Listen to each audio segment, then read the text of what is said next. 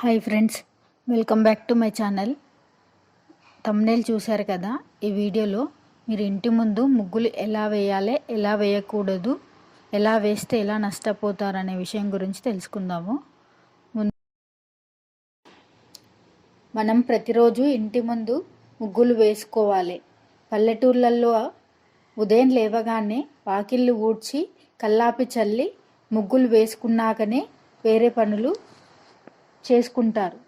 ఎందుకు అంటే లేవగానే లక్ష్మీప్రదమైన పనులు చేయాలి, లక్ష్మీదేవిని ఇంట్లోకి ఆహ్వానించాలి అని ముందుగా ముగ్గుతోనే మొదలు పెడతారు.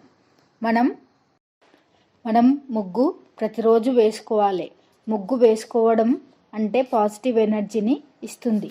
అంతేకాదు, మనం పూజలు, నోములు, వ్రతాలు చేసేటప్పుడు ముందుగా గదిని శుభ్రం చేసుకొని అలికి ముగ్గు వేసినాకనే వ్రతం పీట పెట్టి పూజలు చేస్తాం కదా.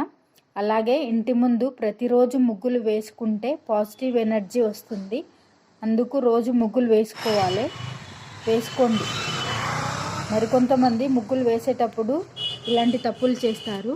అవి ఏంటంటే, ఇంటి ముందు ముగ్గు వేస్తారు కానీ సైడ్ ముగ్గులు వేయరు. ఇలా వీడియోలో చూపించిన విధంగా ఇలా ముగ్గు వేస్తే ఆర్థికంగా చాలా నష్టపోతారు, ధనం వృద్ధిలోకి రాదు. ఇలాంటి తప్పులు చేయకండి. అలాగే మరికొందరు ఇంటి ముందు కుబేర ముగ్గు వేసుకుంటారు, అలాగే ఓంకారం ముగ్గులు కూడా వేస్తుంటారు. ఇలాంటి ముగ్గులు ఇంటి ముందు వేయకూడదు, ధనపరంగా చాలా నష్టపోతారు.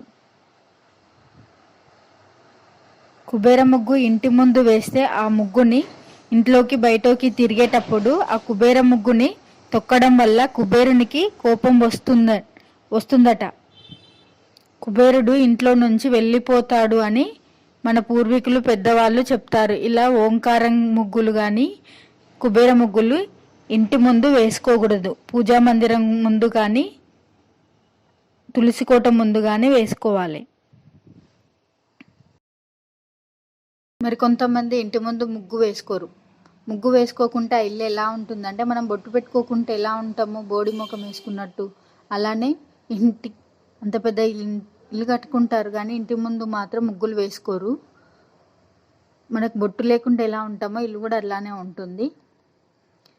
ఇంకొకటి, ఇంటి ముందు ముగ్గులు వేసుకోకపోతే ఆ ఇంట్లో ఏదో చెడు కార్యం జరిగిందని అర్థం చేసుకుంటారు. భిక్షగాడు కూడా ఆ ఇంటి ముందు వెళ్ళడు. ఆ ఇంట్లో ఏదో నెగిటివ్ జరిగింది, అక్కడ వెళ్ళొద్దు అనేసి వెళ్ళిపోతాడు. రోజు ముగ్గు వేసేటప్పుడు లక్ష్మీదేవిని ఆహ్వానిస్తూ ముగ్గు వేస్తారు కదా. అలా ముగ్గు వేశాక 4 సైడులా 2 గీతలు గీయాలి.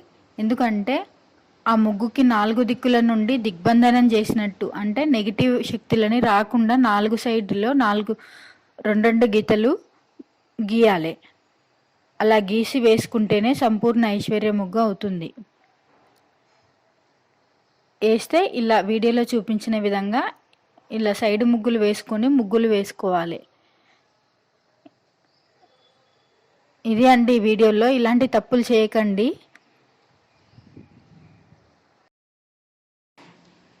ఫ్రెండ్స్, మీకు ఈ వీడియో నచ్చినట్టయితే లైక్ చేయండి, షేర్ చేయండి. ఇలాంటి మరిన్ని వీడియోస్ కోసం మా ఛానల్ని సబ్స్క్రైబ్ చేసుకోండి. Thank you for watching.